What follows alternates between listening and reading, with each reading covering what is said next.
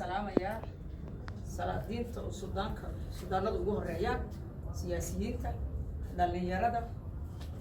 saxaafiyiinta ka soo qayb gashay shirkan waxaan ku salaamayaa salaanta islaamka assalaamu calaykum waraxmatullahi wabarakaatu shirkan wuxuu daaran yahay hambalyo iyo bogaadin iyo soo dhaweyn loo samaynayo ra'iisul wasaaraha cusub kow waxaan salaamayaa madaxweynaha qaranka Soomaaliyeed mudane Maxamed Cabdullaahi Farmaajo waxaan ugu mahad celinayaa ra'iisul wasaaraha aan aqoonta u leenahay Soomaalina ka hadlayna qabiil iyo eedda ma ka hadlayna ra'iisul wasaaraha aan aqoonta buuxda u leenahay oo dambi ka gelin dalka hooyo ee uu noogu maaragtay ku soo daabacay satrigiisa iyo xiskiisa ooga mahad celinayaa madaxweynaha waxaan kaloon hambalyo leeyahay ra'iisul wasaaraha magaciisu yahay Maxamed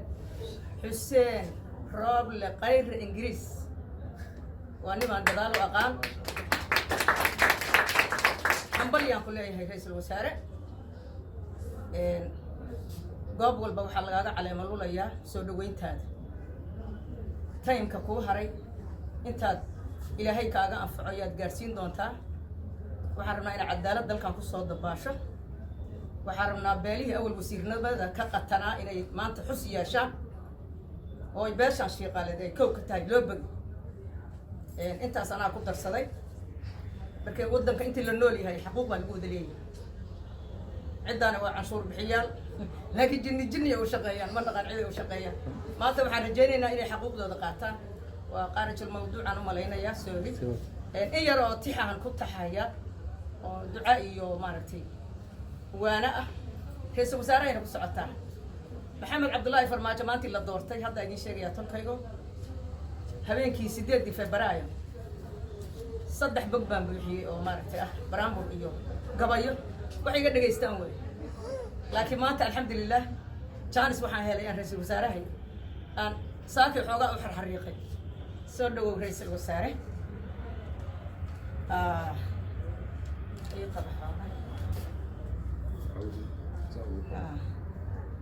ra'iisul wasaaraha la doorto dadaalka badi Soomaali waa kala dayowde kaalay daadahee dawlad iyo mucaarad adaa daawadooda sida duntaadu waa xariir aniga dib ku aqaan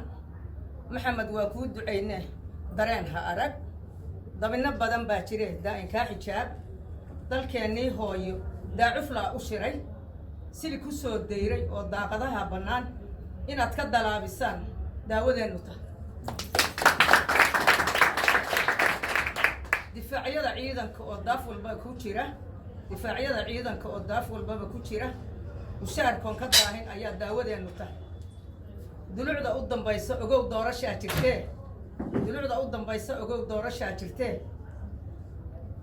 doorashaa jirtee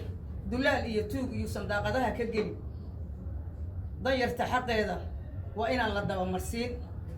reer oday iyo reer afti iyo reer ayeeyada ducada ay aruurinayaan allaha aqbalo adna darwiishow midkii loo duceeyay noqon